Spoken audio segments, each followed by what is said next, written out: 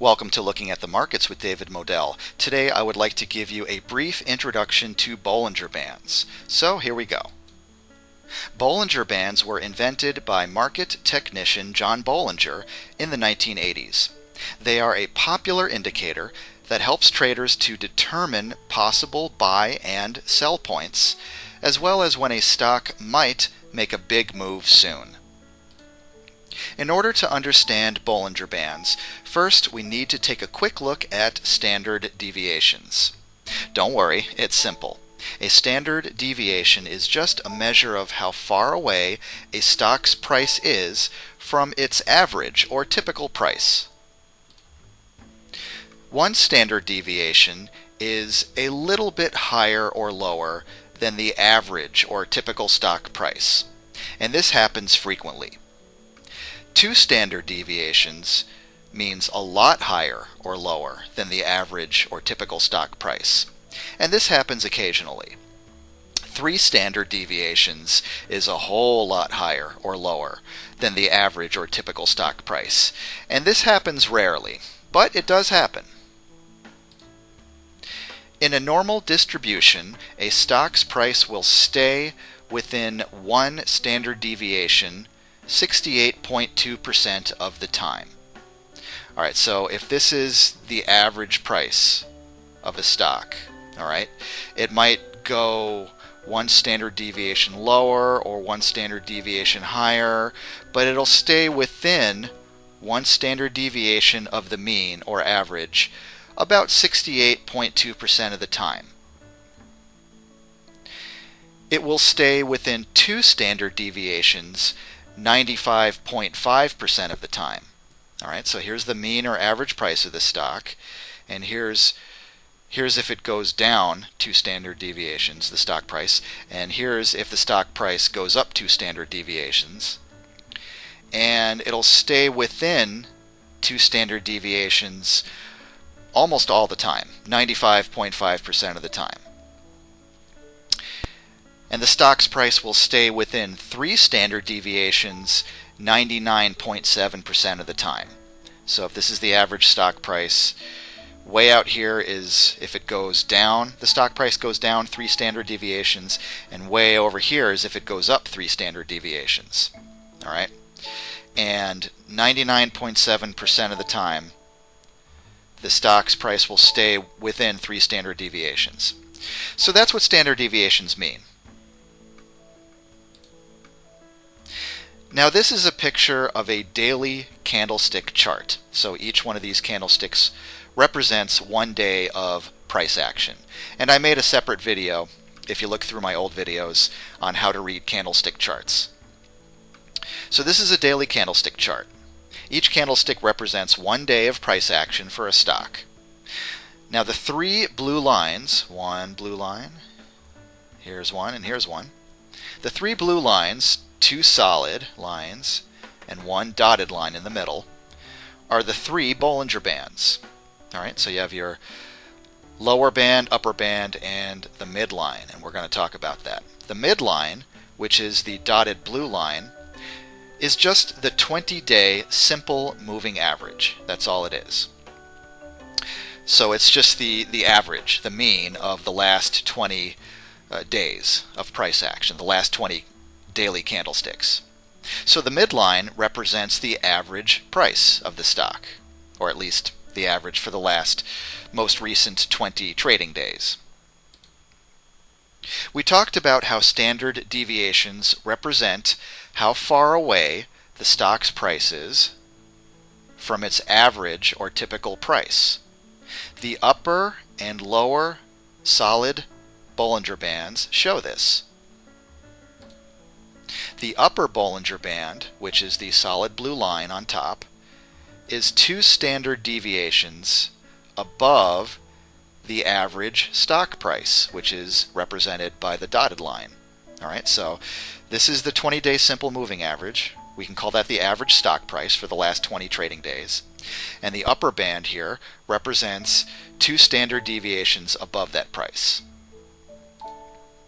The lower Bollinger Band, which is the solid blue line on the bottom, is 2 standard deviations below the average stock price, which is the dotted line. If the stock market were truly a normal distribution, then a stock's price would stay within the upper and lower Bollinger Bands 95.5% of the time. Because remember, it's 2 standard deviations above and below the mean here, or average. But realistically speaking, the stock market is not normal or rational in its behavior. But a stock's price should be expected to stay within the bands around 90% of the time. And if you look at the candlesticks, that seems to play out that way. It does stay within the bands most of the time, but not all the time. Since a stock's price is usually contained within the upper and lower bands, we can say about 90% of the time, some traders will buy a stock when it touches the lower band, and then sell the stock when it touches the upper band, which kind of makes sense. If it stays within the bands most of the time, you can buy at the lower band and sell at the upper band, and you can just kind of rinse and repeat that over and over. Buy here, sell here, buy here, sell here. But please note that this method is not 100% reliable, and stock prices can often break right through the bands. Oftentimes, the method works better with less volatile stocks. That makes sense because less volatile stocks that don't make huge moves as much, are more likely to remain contained within the bands. All right? But even less volatile stocks can just bust right through the bands, either to the upside or the downside, and just keep going. For example, an earnings report can cause a candlestick to just shoot right through the bands, could just break right through it. So don't count on this 100% of the time. Sometimes the upper and lower Bollinger Bands will squeeze or contract. They'll come very close together, like we see in the middle of this chart. Okay, we can see right around here the bands started to squeeze together, and they remained squeezed for, well, if each one of these is one trading day, this is several weeks. It remained in a squeezed state here. When the upper and lower bands have been squeezed together for a while, this means that volatility is low. But it won't stay low forever. At least I can't think of any stock that stays, that has very low volatility forever. At some point, volatility is going to pick up, most likely. Therefore, we might expect volatility to increase soon after it's been squeezed for a while. And a big move might happen in the near future. Now again, that's might. Okay, could happen. Okay, there are no guarantees here in the stock market. The big move could be to the upside, like this one, or the downside. In this chart, the buildup of squeeze tension was finally released, and in this case, the big move was to the upside. Since it's difficult to know whether the big move will be a breakout to the upside or a breakdown to the downside, some options traders will buy a straddle or a strangle. In this chart, because the move prior to the squeeze here, okay, the squeeze is here, and the move prior to it was an up move, it made sense, at least in hindsight, that the move after the squeeze would likely be another up move. Again, that's not totally reliable, but that is something to think about. Once again, this method is not 100% reliable, since Bollinger Band squeezes can last for a very long time before any breakout or breakdown occurs. In the final analysis, the best method is to use your own judgment and possibly combine Bollinger Bands with other indicators, for example RSI, MACD, whatever you like. Alright, here's an example, and I got this chart from stochastics.com. Wanted to give them credit. This is a daily candlestick chart for Home Depot stock, and we can see the squeeze here. Okay, and this was for several weeks. The squeeze just built and built and built, and finally it was released, in this case to the upside with a big breakout here. All right. And notice that the standard settings, and if you go on stockcharts.com, the standard settings for a daily candlestick chart will be 20 period, meaning it'll, the midline will be the simple moving average for the previous 20 closing prices for the past 20 periods or candlesticks, and 2 standard deviations below, 2 to the 2 above the midline and 2 standard deviations below the midline. All right, so 20 and 2 is standard, but you can adjust these. You can use Bollinger Bands on practically any time frame, not just daily charts. And this is from Google Finance, this chart. Here we see a 2-minute candlestick chart for Microsoft stock. Okay, so each candlestick here represents 2 minutes of price action, so this might be a good chart for day traders. Note how the Bollinger Band squeeze on the right side, this is a long squeeze here,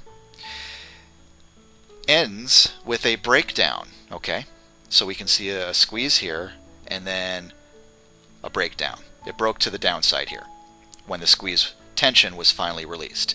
Here's another squeeze here which broke to the upside. But this just goes to show that squeezes don't Bollinger Band squeezes don't always end with a breakout. Sometimes it can end with a breakdown.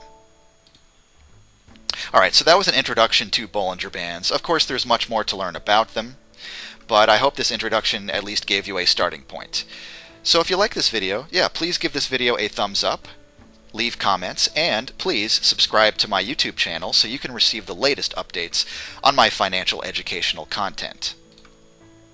And if you'd like to put together a trading plan or an investing plan, or if you have questions about technical indicators or picking stocks or options or whatever, you can email me anytime. My name is David Modell, and my email address is davidmodell@gmail.com.